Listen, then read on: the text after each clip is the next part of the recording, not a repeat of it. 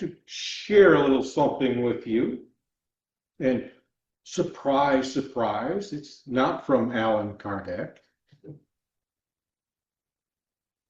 It's actually from Nurho de Manhar's the Zohar, or the Book of Light.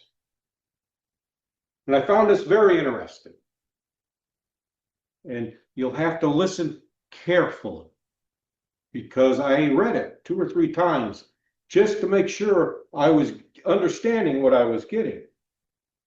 And he writes that man is a threefold product of life, spirit, and soul, by blending and the union of which he becomes a living soul, a manifestation of the divine. So did you catch all 3 of those components there?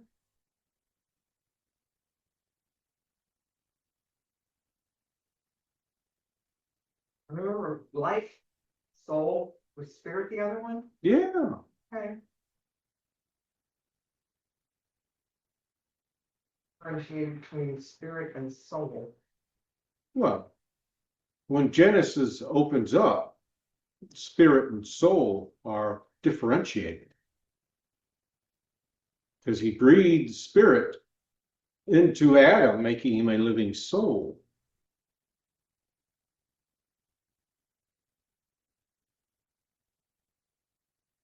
And the definition of spirit is breath. Breath.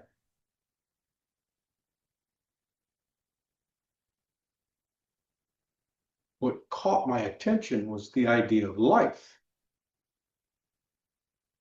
I've never heard it put like that before. I don't know if either of you have, but I have never heard it put like that.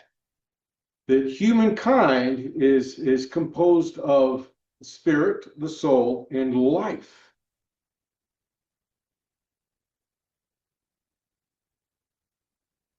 Boy, that Trinity just pops up everywhere, doesn't it? Well, the Trinity is a natural event, because with each day you have dawn, midday, dusk. Life, you have birth, maturity, and death. Family, you have father, mother, and child. I mean, the Trinity is all over the place. Mm-hmm. But the idea of life being what we are composed of, instead of the traditional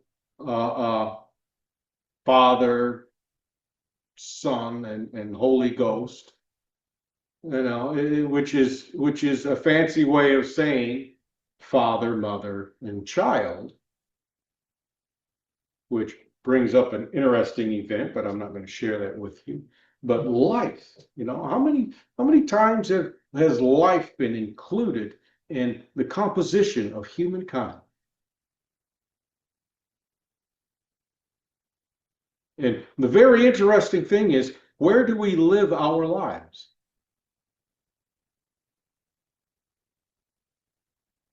Yeah. Not really in our head, but in our mind. So, any other thoughts or comments on that? I want to thank you for allowing me to share this, and I want to thank you for sharing your thoughts as well.